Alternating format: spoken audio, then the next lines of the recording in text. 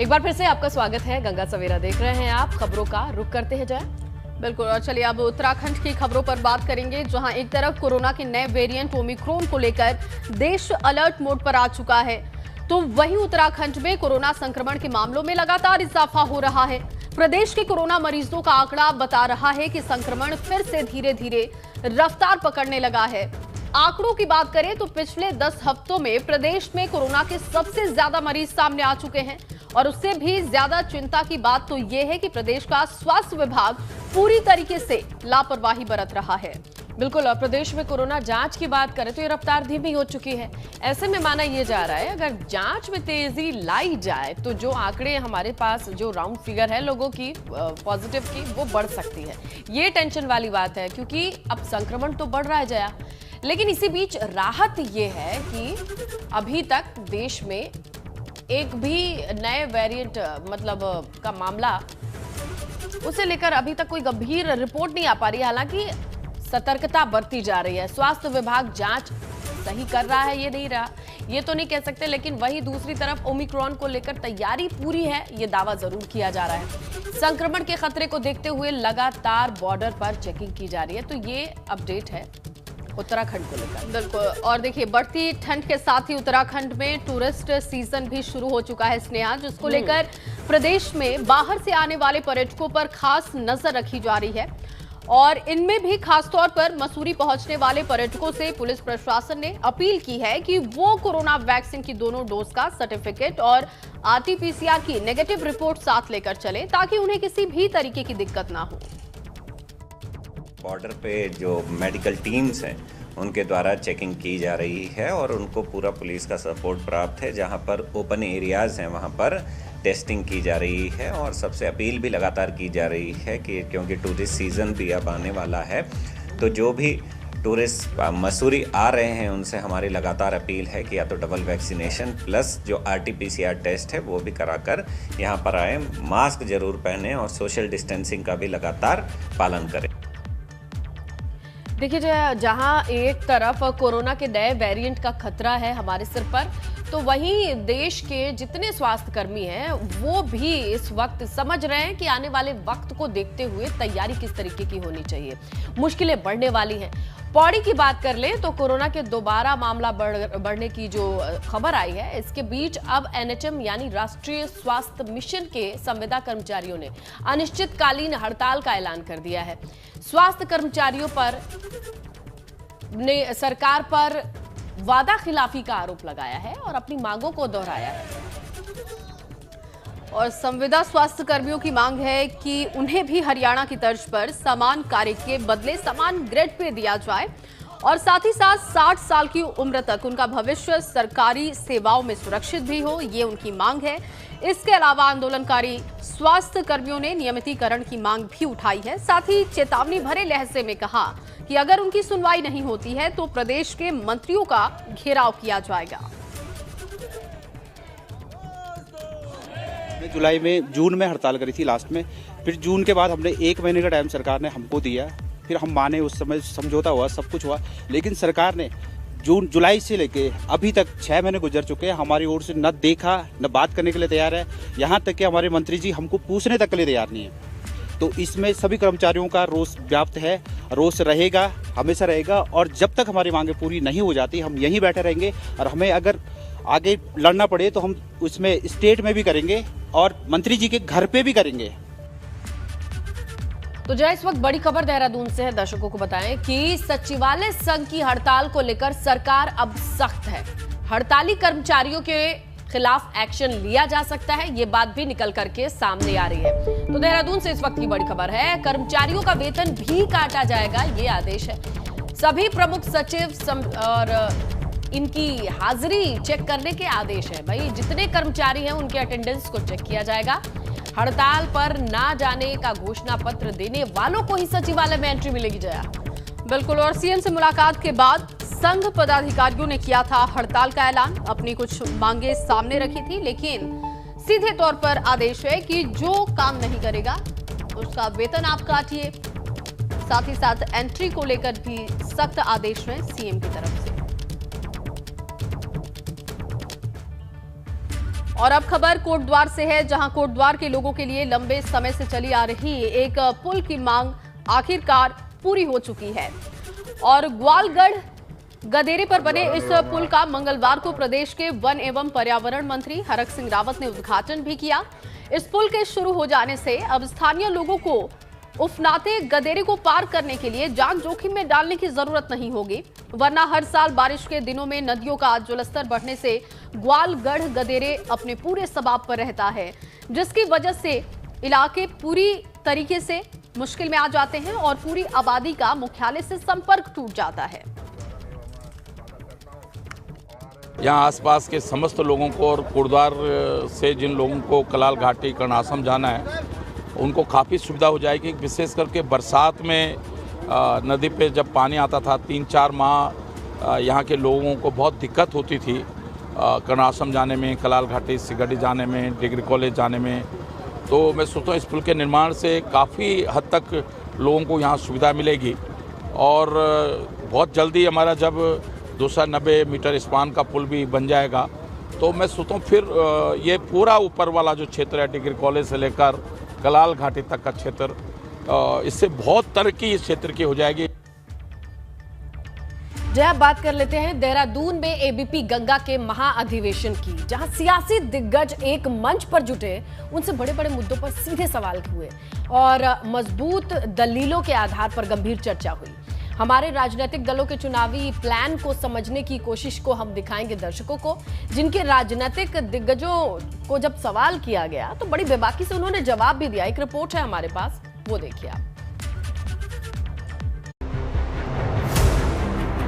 आज तो आम आदमी की आवाज है, उसको तो निकलना ही चाहिए। एबीपी गंगा के महाधिवेशन में एक मंच पर उत्तराखंड के सियासी दिग्गज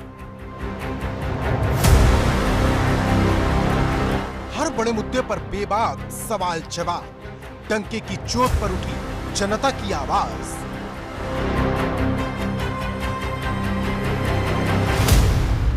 चुनावी मझधार पार करने के लिए किस दल के पास है किस मुद्दे की पतवार, पक्ष और विपक्ष के आला नेताओं के सामने बुलंद हुई जनपक्ष की आवाज।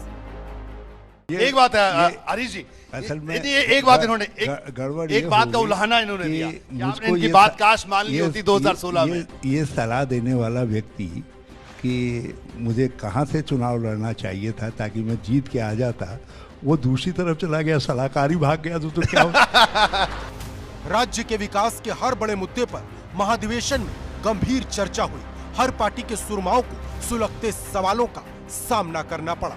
आप कह रहे हैं कि आप मुफ्त बिजली देंगे, मुफ्त पानी देंगे, रोजगार गारंटी की आप बात कर रहे हैं, आप बेरोजगारी भत्ते की बात कर रहे हैं। इन सब का जो मूल है वो धन है और वो एक्सचेकर पे बोझ पड़ेगा उत्तराखंड के। आपको लाएंगे कहां से इतना पैसा आप? अगर भ्रष्टाचार हट जाए, अगर अजय कोठियाल मुख्यमंत्री अपने घर को भरना शुरू कर दे, उस चीज को हटा दे, तो यहाँ पैसे की कमी नहीं है। विधानसभा चुनाव में अब ज्यादा वक्त नहीं बचा और बचे हुए समय में हर दल को जनता की उम्मीदों पर खरा उतरना है। इसके लिए सभी दिग्गजों ने अपनी तरफ से दलीलें पेश की। अब इन दलीलों में कितना दम है ये जनता को तय करना है। Bureau report, ABP Ganga. और चलिए अब आपको दिखाते हैं फटाफट अंदाज में धुआंधार खबरें। चलिए शुरू करते हैं। देवप्रयाग में कर्नल अजय कोठियाल ने शहीद गौतम लाल के घर पहुंचकर श्रद्धांजलि दी। पैराशूट रेजिमेंट के पैरा कमांडो गौतम लाल नागालैंड में पिछले दिनों शहीद हुए थे। खटीमा में स्वास्थ्य कर्मियों की हड़ताल का आज दूसरा दिन है। हड़ताल की वजह से खटीमा में टीकाकरण और बॉर्डर पर कोरोना जांच ठप। हरिद्वार में नवनिर्मित नेशनल हॉकी स्टेडियम का खेल मंत्री अरविंद पांडे ने लोकार्पण किया। टोक्यो ओलंपिक की हैट्रिक गर्ल वंदना कटारिया के नाम से जाना जाएगा नेशनल हॉकी स्टेडियम।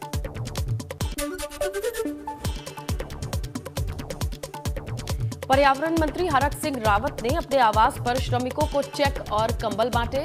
कहा कि इससे पहले किसी भी सरकार ने श्रमिकों की इतनी मदद नहीं की जितनी अब की जा रही है।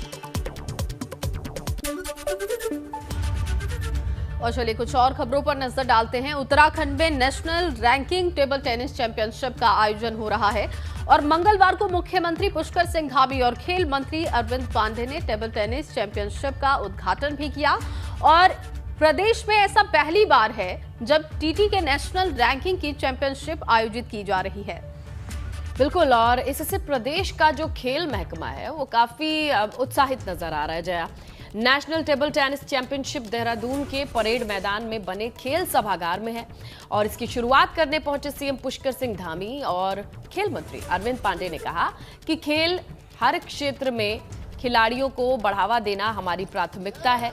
खेल नीति में हम खिलाड़ियों के लिए कई योजनाओं को लेकर के आए हैं। आपको बता दें कि टेबल टेनिस चैंपियनशिप में देश भर के 1200 खिलाड़ी हिस्सा ले रहे हैं। हमारे मुख्यमंत्री जी के नेतृत्व में जो खेल नीति हमने बनाई है, निश्चित ही आप उस खेल नीति का अध्ययन करके आगे बढ़ेंगे तो मेरा दावा है कि किसी खिलाड़ी को अपने खेल में आगे बढ़ने के लिए किसी के आगे आपको हाथ फैलाने की आवश्यकता नहीं पड़ेगी। हम इस बात को जानते हैं कि जब व्यक्ति किसी लक्ष्य को प्राप्त कर लेता है तो उसकी सफलता में जब व्यक्ति संघर्ष करता है तब अकेला होता है, लेकिन जब लक्ष्य को हासिल कर लेता है तो हजारों लोग उसके पीछे घूमते हैं कि एक ऑटोग्राफ मिल जाए, एक फोटो मिल जाए। लेकिन जब व्यक्ति संघर्ष के दिन होते हैं तब कोई व्यक्ति उसको पूछता भी नहीं है। और आज का दिन यूपी की महिलाओं के लिए काफी महत्वपूर्ण होने वाला है, क्योंकि आज कांग्रेस महिलाओं को लेकर अपना घोषणा पत्र जारी करेगी, जिसमें प्रियंका गांधी के 40% आरक्षण से लेकर फ्री स्कूटी वाले प्लान भी शामिल हैं। रिपोर्ट देखिए।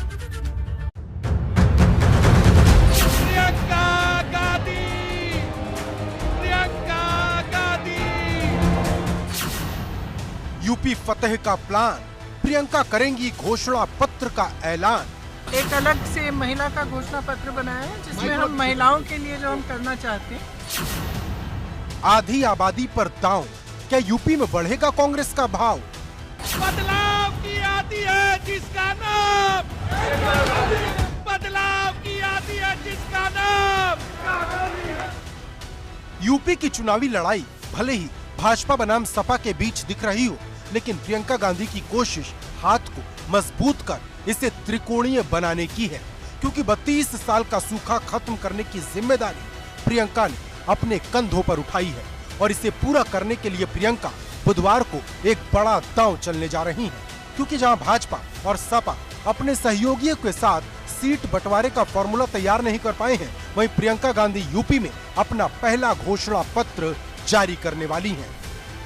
आगामी विधानसभा चुनाव को लेकर कांग्रेस अपनी तैयारियों को अंतिम रूप देने में लगी हुई है। जो पार्टी का घोषणा पत्र है उसको अब अंतिम रूप दिया जा रहा है। कांग्रेस महासचिव और उत्तर प्रदेश की प्रभारी प्रियंका गांधी वाड्रा लखनऊ में है और लगातार यहां पर बैठकों का सिलसिला जारी है। घोषणा पत्र समिति की बैठक हुई, उसके बाद अगर आज की बात करें तो स्ट्रैटेजी कमेटी, चार्जशीट कमेटी और तमाम यहाँ पर बैठकें हुई और प्रियंका गांधी ने ये ऐलान किया कि पार्टी महिलाओं के लिए जो उसका घोषणा पत्र है उसको जारी करेगी।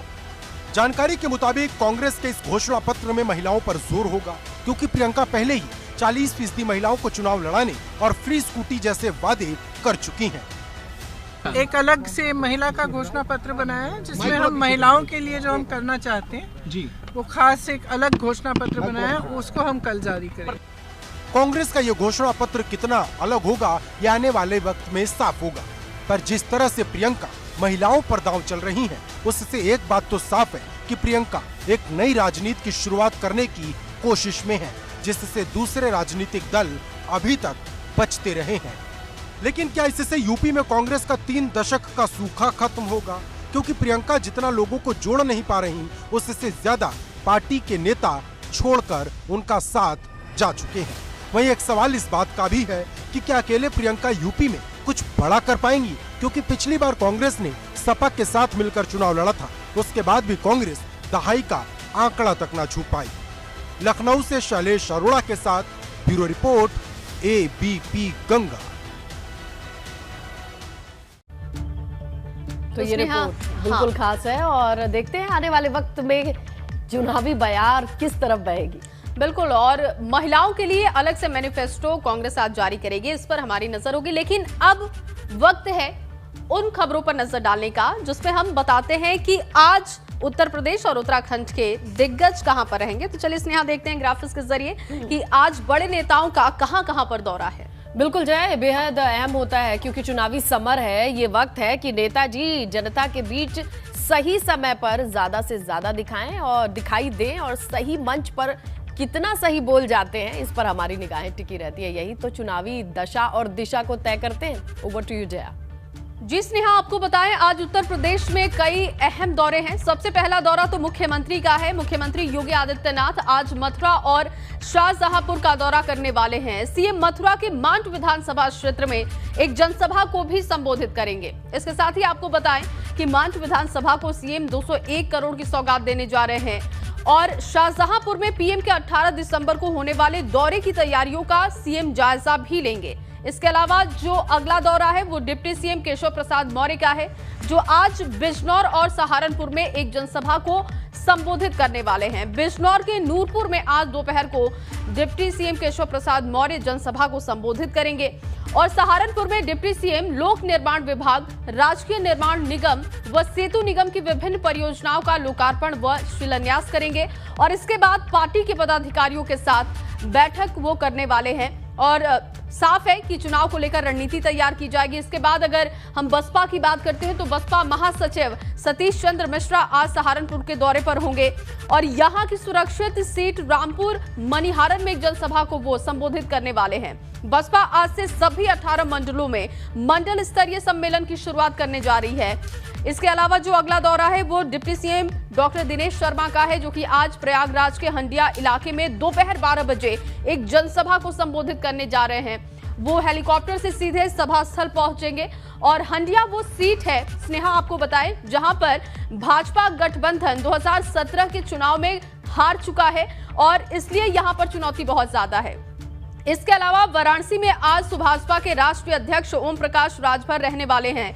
ओम प्रकाश राजभर यूपी सरकार के मंत्री अनिल राजभर के विधानसभा क्षेत्र के हठिया में जनसभा को संबोधित करेंगे और यहां पर वो सरदार वल्लभ भाई पटेल एकता सम्मेलन को भी संबोधित करने वाले हैं। इस कार्यक्रम में वो शामिल होंगे।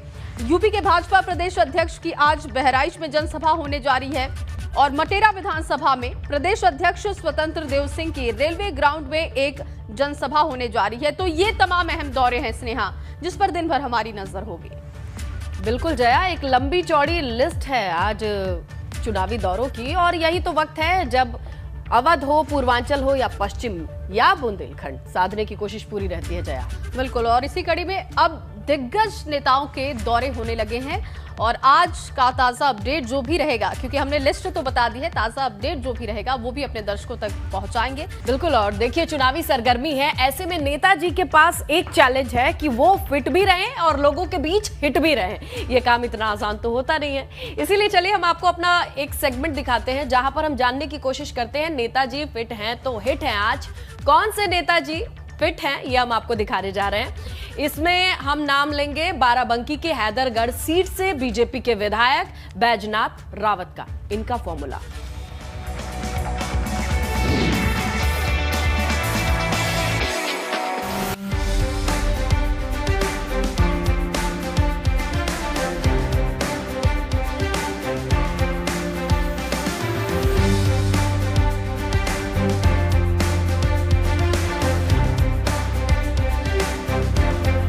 हम 5 बजे उठते हैं, जो निजी दिनचर्या, खेती बाड़ी, जानवरों का चारा पानी और अपना योगा, और हम वही 10 से 11 बजे के बीच में हम तैयार होते हैं और हम 11 बजे घर से निकल जाते हैं, जो क्षेत्र में जनता की सेवा करते हैं, तरह तरह के सुख दुख में शामिल होते हैं, पार्टी का काम करते हैं और गरीबों के से मिलना जुलना हमारा रहता है।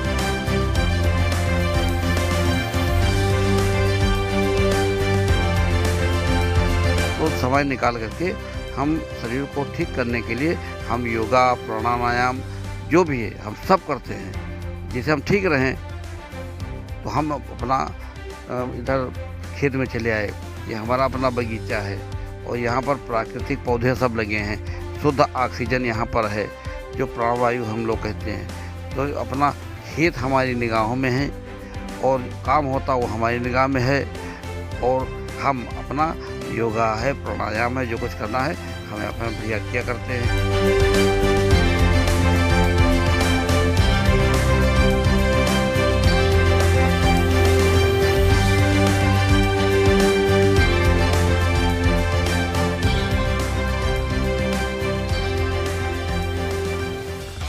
तो भाई नेताजी लोगों के बीच जाते हैं, लेकिन इसमें भी उनकी कोशिश रहती है कि कम से कम अपने आप को चुस्त दुरुस्त तो रखा जाए, इसीलिए अपने लिए कुछ ना कुछ करते रहना जरूरी है।